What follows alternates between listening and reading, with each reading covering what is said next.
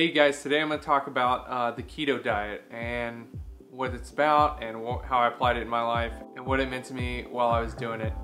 Now, I'm not doing the keto diet now, but I did it for almost a year and it really changed my life. Alright, so the way the keto diet works, I'm sure you guys have heard about it. I'm sure everybody talks about it all the time. You probably even have friends and family who do it right now. The way it works is it's a very low carb diet. It's kind of like the Atkins diet, but there's a little more emphasis on eating pretty much any kind of fat. You typically want to stay towards the healthy fats, and the way this works is your body undergoes a process where it starts to burn fat instead of carbohydrates. So by getting rid of your carbohydrates, you're teaching your body, hey, I need a source of energy, and it takes these fats and it turns them into a source of energy called ATP, which your body uses. All different kinds of things that your body does that needs energy they would start getting it from the fat cells. But the way for this to work is you have to be very strict about eating the keto diet.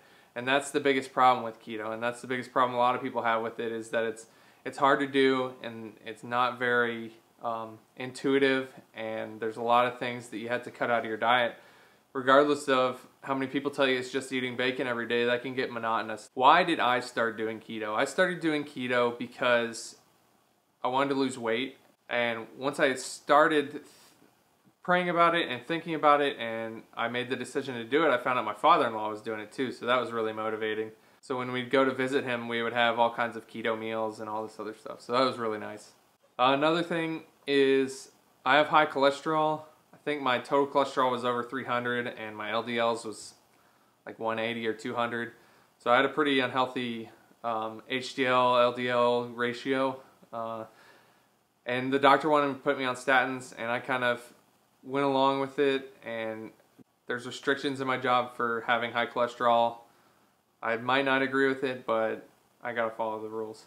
One of the things I want to talk about is how long it takes. How long does it take to get in ketosis? If you've watched any other video, it takes a few days. However, there's something called fat adapted, and what fat adapted is your body has kind of made the transition over to using fat as your main source of energy production for your body. And that takes a while, and that's where a lot of people kind of taper off. They have this thing called a brain fog, or they have the keto flu, which is basically flu-like symptoms from essentially not enough electrolytes in your diet. Which is the key to get it. If you have the keto flu, that's the key, is just drink more electrolytes, eat more electrolytes.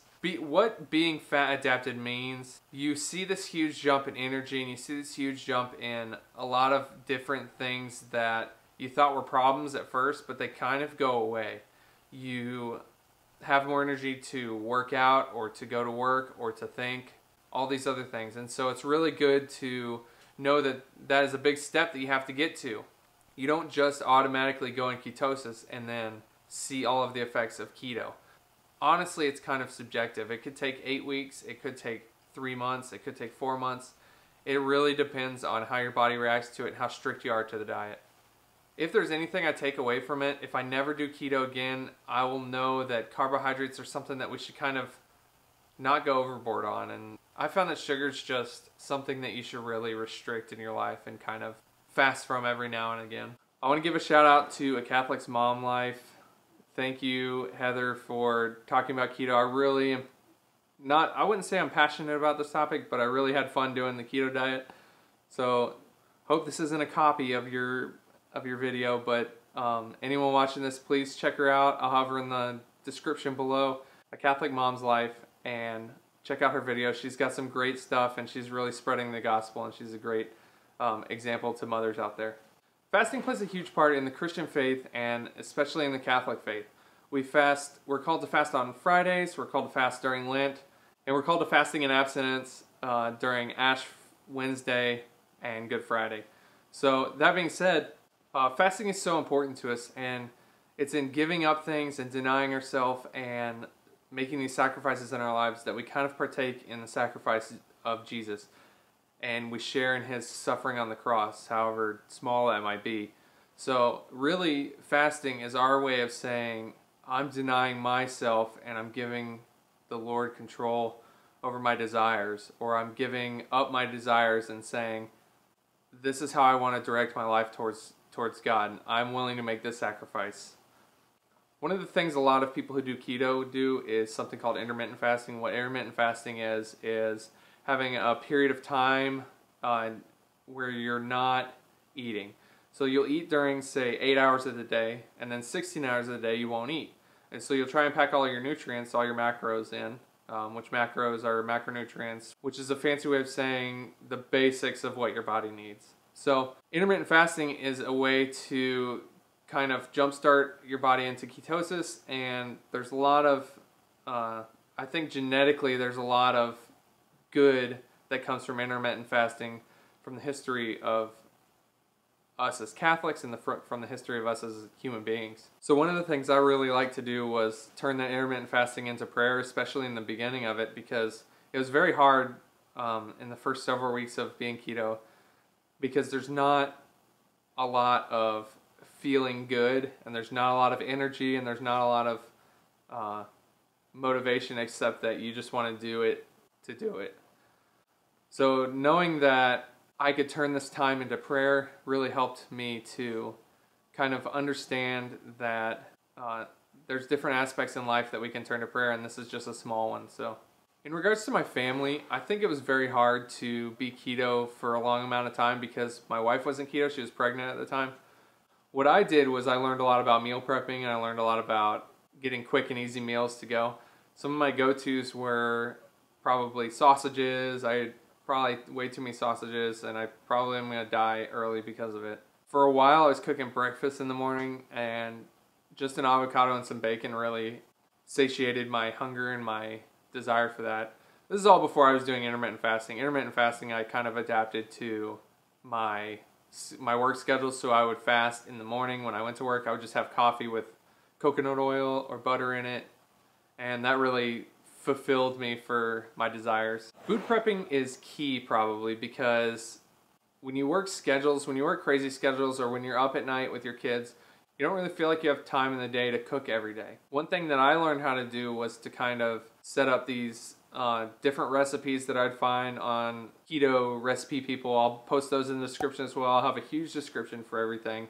So read that. If you guys want any information, just let me know. Some of the resources I used is Dr. Berg's YouTube videos. He's a really intelligent doctor and has a lot of information for keto, and if you have any questions for keto. Another one is Mark Sisson. He used to be the paleo guy when paleo was really huge, and then he kind of switched over to the keto world once that became big. There's different websites and Facebook groups called Keto Gains.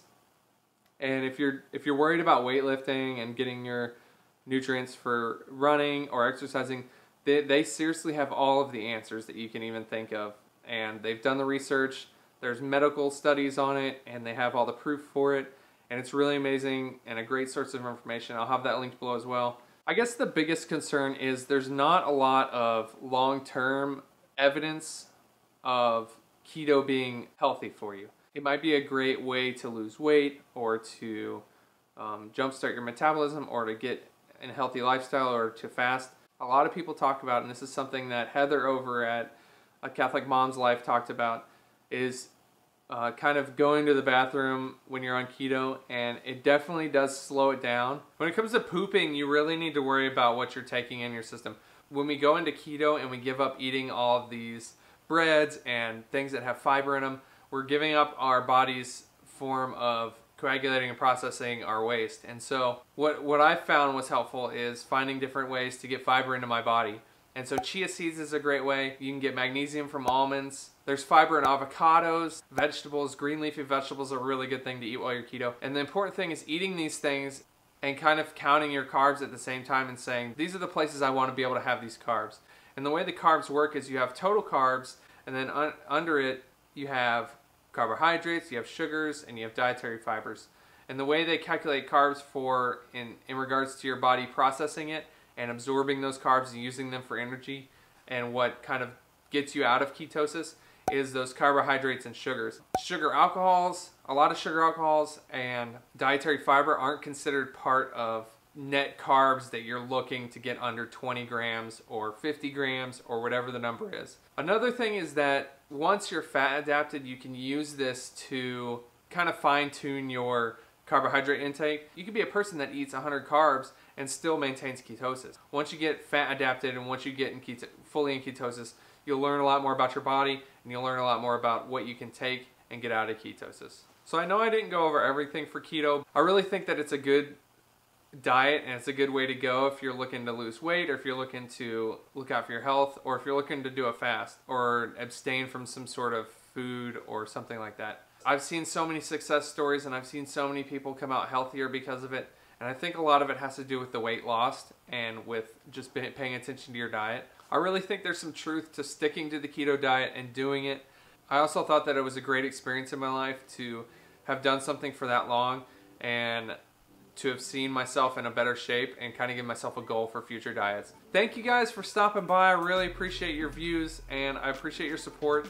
Please comment below, like, and subscribe if you have any comments or any thoughts on what I've talked about today. Just feel free to be a part of the conversation. I'm praying for you guys. Thank you so much and God bless and have a good day. Bye.